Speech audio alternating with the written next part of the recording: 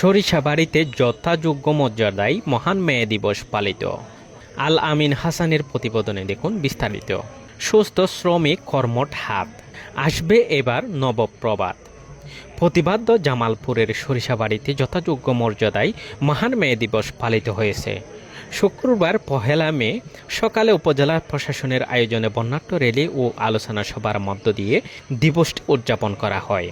সকালে বিভিন্ন শ্রমিক সংগঠনের নেতাকর্মীরা ব্যানার ফেস্টুন সহ উপজেলা পরিষদ প্রাঙ্গণে সমবেত হয়ে একটি র্যালি বের করেন। র্যালিটি পৌর শহরের প্রধান সড়ক প্রদক্ষিণ শেষে উপজেলা মিলনায়তনে এসে শেষ হয়। পরে কোরআন তেলাওয়াতের মাধ্যমে আলোচনা সভা শুরু হয়। উপজেলা নির্বাহী কর্মকর্তা মিস আফরোজা আফসানার সভাপতিত্বে সবাই প্রধান অতিথি ছিলেন জামালপুর 4 আসনের সংসদ সদস্য ফরিদুল কবির তালুকদার শামীম। সবাই বক্তারা শ্রমিকদের অধিকার রক্ষা, কর্মক্ষেত্রে নিরাপত্তা নিশ্চিতকরণ ও ন্যায্য মজুরি প্রদানের উপর গুরুত্ব আরোপ করেন। অনুষ্ঠানে সরকারি কর্মকর্তা, রাজনৈতিক নেতৃবৃন্দ ও বিভিন্ন শ্রমিক সংগঠনের নেতাকর্মীরা উপস্থিত ছিলেন। এবং আলোচনা সভার আয়োজন করা হয়েছে।